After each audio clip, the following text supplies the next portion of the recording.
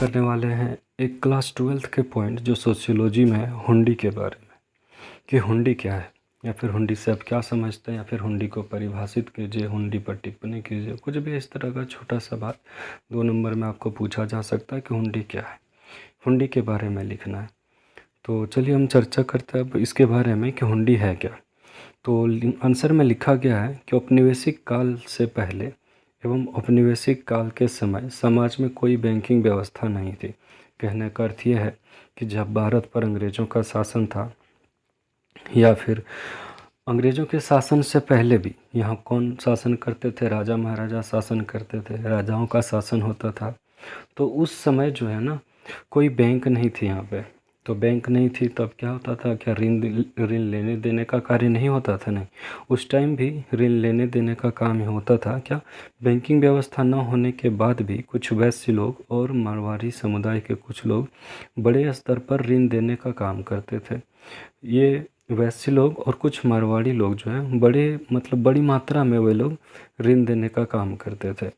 अब उसके बाद लिखा है क्या उनका यह काम जो है इतना सुव्यवस्थित होता था कि इसे बैंकिंग प्रणाली या व्यवस्था के समकक्ष माना जाता है।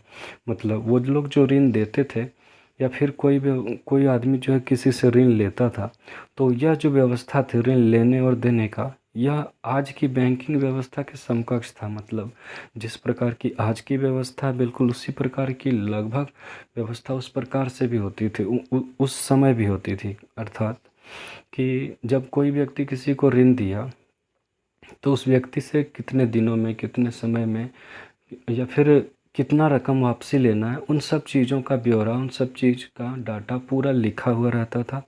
और उस व्यक्ति को क्या होता था ना, वचन देना पड़ता था कि हाँ इतना मैं वापस करूँगा इतने समय में, और उसके बदले में कुछ वो वहाँ पे उसके पास जमा भी किया हुआ रहता था ताकि अगर ऋण नहीं चुकाया जा सके तो वो चीज़ को बेचकर वो अपना ऋण का पैसा वापस ले सके। तो क्या है ना, यहाँ पर लिखा है कि उनका यह काम जो था इतना व्यवस्थित होता था कि इसे बैंकिंग प्रणाली या व्यवस्था के समकक्ष ही माना जाता है। मतलब वो लोग व्यवस्था जो था उसका लगभग बैंक के बराबर था।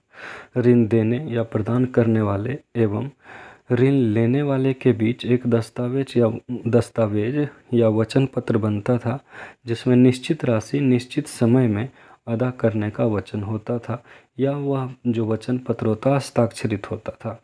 मतलब क्या, जो मैंने पहले कह दिया कि उनकी जो व्यवस्था थी यह इतनी सुदृढ़ थी कि मतलब वे लोग अगर ऋण दे रहे हैं तो ऋण को कैसे वापस लेना है ये पूरा वो लोग सेटअप करके रखते थे। पूरा सब चीज़ उनका जुगाड़ रहता था कि मैंने इतना पैसा अगर उसको दिया है तो उसके बदले में मुझे इतना पैसा चाहिए और इतने समय में चाहिए। तो सब चीज़ उनका पूरा सेटअप होता था और उच्च दरों पर ऋण भी मिलता था और बहुत ज़्यादा मात्रा में भी ऋण मिलता था। आपको कम चाहिए तो कम भी, ज़्यादा चाहिए तो ज़्यादा भी ऋण उस टाइम मिलता था। और कौन लोग प्रदान करते थे ऋण? वैश्य लोग भी करते थे और मारवाड़ी समुदाय के लोग भी करते थे। और उन दोनों के बीच जो लेन देन का एक वचन पत्र साइन होता था, हस्ताक्षरित होता था, एक वचन पत्र बनता था और उसी वचन पत्र को या फिर उसी लिखित दस्तावेज को हुंडी कहा जाता था। मतलब उन दोनों लोगों के बीच जो समझौता होता था उसी समझौते को हुंडी कहा जाता था। अब ये जो हुंडी होता था, हुंडी को दूसरे व्यापारियों द्वारा भी स्वीकृत किया जाता था और एक व्यापारी हुंडी के बदले उसके बदले समान मूल्य की वस्तु या अन्य चीज़ों की खरीद बिक्री भी कर सकता था या फिर की जाती थी। कहने का अर्थ ये है कि अगर यदि कोई एक हुंडी किसी एक व्यापारी के पास है और ऋण लेने वाला आदमी जो है वो उसको ऋण नहीं चुका पाया, तो वचन पत्र के अनुसार उनकी ज़मीन या फिर उनका घर या फिर जो भी चीज़ जो भी मतलब उसने उनके पास ऋण के बदले में रखा था वो उस व्यापारी का हो जाता है। और जितना रकम वो दिया रहता है व्यापारी, उतना रकम उस हुंडी का मूल्य होता है और उतने रकम का वो किसी दूसरे व्यापारी से उस हुंडी को दे करके उतने रकम का कोई दूसरा सामान वो खरीद सकता है। तो इस प्रकार से ये हुंडी था। हुंडी क्या था सिंपल में, एक भाषा में अगर एक लाइन में लिखना पड़े तो पुराने समय में ऋण लेने और ऋण देने वाले के बीच एक वचन पत्र एक वचन पत्र बनता था या एक वचन पत्र हस्ताक्षरित होता था और इसी वचन पत्र को हम लोग हुंडी कहते थे, ठीक है, जिसे दूसरे व्यापारियों द्वारा भी स्वीकृत किया जाता था। तो ये रहा मेरा हुंडी का। उम्मीद है आपको समझ आया होगा, और इस तरह के और वीडियो देखने के लिए चैनल को सब्सक्राइब करें, क्योंकि अब क्लास 12th की वीडियो मैं डालने वाला हूँ पूरा, और क्लास 10th और 9th की भी वीडियो आएगी।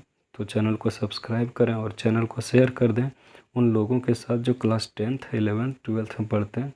तो ये चैनल उनके लिए बहुत हेल्पफुल होगा, और ये सारी वीडियोज़ भी। तो थैंक यू वीडियो देखने के लिए। मिलते हैं अगली वीडियो में।